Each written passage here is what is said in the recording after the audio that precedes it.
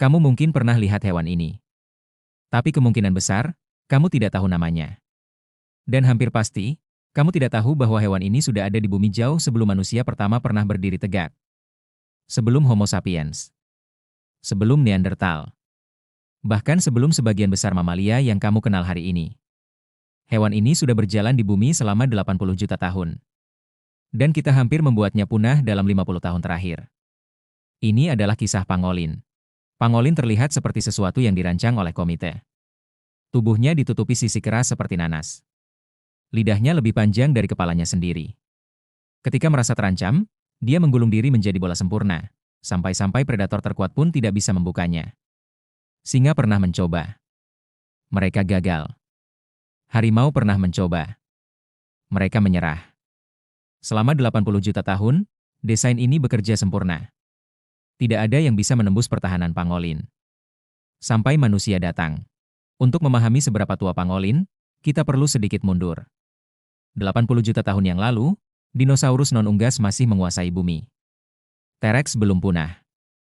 Bumi belum dihantam asteroid yang mengakhiri era Cretaceous. Dan di sudut kecil ekosistem itu, nenek moyang pangolin sudah ada. Mereka selamat dari kepunahan massal yang membunuh 75% spesies di bumi. Mereka menyaksikan mamalia berevolusi, berkembang, dan mendominasi. Mereka menyaksikan primata pertama muncul, lalu kera besar, lalu manusia. Mereka tetap di sini. Dengan desain yang sama. Sisik yang sama. Strategi bertahan yang sama. Karena desain mereka tidak perlu diubah. Tapi ada satu hal yang tidak pernah mereka hadapi dalam 80 juta tahun evolusi. Permintaan pasar gelap. Pangolin adalah mamalia paling banyak diperdagangkan secara ilegal di dunia. Bukan gajah. Bukan badak. Bukan harimau. Pangolin. Menurut data dari Traffic, organisasi pengawas perdagangan satwa liar global, lebih dari 1 juta pangolin diperkirakan telah diselundupkan dalam 2 dekade terakhir. Angka ini hanya yang tertangkap dan tercatat. Angka sebenarnya kemungkinan jauh lebih tinggi. Sisik pangolin dijual di pasar tradisional Asia sebagai bahan obat. Dagingnya dianggap sebagai makanan mewah. Harga 1 kilogram sisik pangolin di pasar gelap bisa mencapai 2 hingga 3 kali lipat harga emas. Dan ini problemnya. Sisik pangolin terbuat dari keratin. Bahan yang sama dengan kuku jari tanganmu. Tidak ada bukti ilmiah bahwa sisik ini memiliki khasiat medis apapun. Sama sekali tidak ada. Tapi permintaannya terus naik. Ada 8 spesies pangolin di dunia. 4 di Asia, 4 di Afrika. Semuanya masuk dalam daftar merah IUCN sebagai terancam punah atau rentan punah. 3 spesies diantaranya, pangolin Sunda, pangolin Filipina, dan pangolin Tiongkok, kini berstatus kritis. 1 langkah sebelum punah di alam liar. Di Indonesia sendiri, pangolin Sunda atau Manis javanica adalah spesies asli yang tersebar dari Sumatera, Kalimantan, hingga Jawa. Mereka pernah ada di hutan-hutan itu selama ribuan tahun. Tapi populasinya kini diperkirakan telah turun lebih dari 80% dalam 3 generasi terakhir. 3 generasi. Bukan 3 abad. Bukan 3.000 tahun. 3 generasi pangolin. Dan inilah bagian yang membuat segalanya lebih sulit. Pangolin bukan hewan yang mudah diselamatkan. Mereka nokturnal dan sangat soliter. Seekor pangolin bisa menempuh wilayah jelajah hingga 10 km dalam semalam, sendirian, dalam kegelapan. Mereka tidak berkembang biak dengan cepat. Seekor betina hanya melahirkan 1 anak per tahun. 1. Mereka sulit bertahan di penangkaran.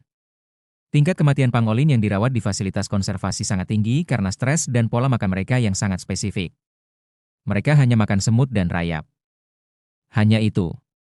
Ini berarti setiap pangolin yang hilang dari alam liar tidak bisa dengan mudah digantikan.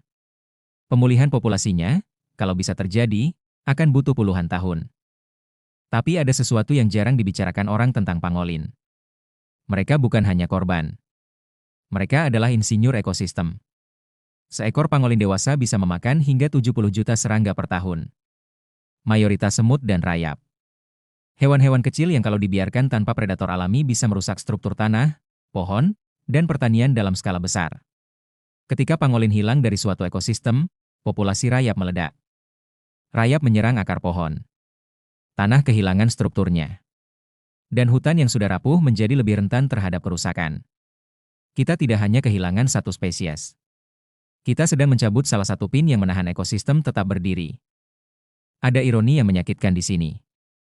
Pangolin bertahan dari asteroid yang membunuh dinosaurus. Mereka bertahan dari 5 kepunahan massal dalam sejarah bumi. Mereka bertahan dari pergeseran benua, zaman es, dan perubahan iklim yang membentuk ulang planet ini berkali-kali. Tapi mereka mungkin tidak bertahan dari kita. Bukan karena kita lebih kuat dari asteroid. Tapi karena kita adalah satu-satunya predator dalam 80 juta tahun sejarah mereka yang bisa menembus pertahanan terkuat yang pernah dihasilkan evolusi. Bola keratin itu bisa menahan gigitan singa. Tapi tidak bisa menahan tangan manusia. Pertanyaannya sekarang bukan apakah pangolin bisa bertahan. Pertanyaannya adalah apakah kita akan membiarkan mereka. Di Indonesia, perdagangan pangolin adalah ilegal. Hukumannya bisa mencapai 5 tahun penjara dan denda ratusan juta rupiah. Tapi penegakan hukumnya tidak konsisten, dan permintaan dari luar negeri terus mendorong jaringan penyelundupan yang terorganisir rapi. Selama ada pasar, akan ada pemburu.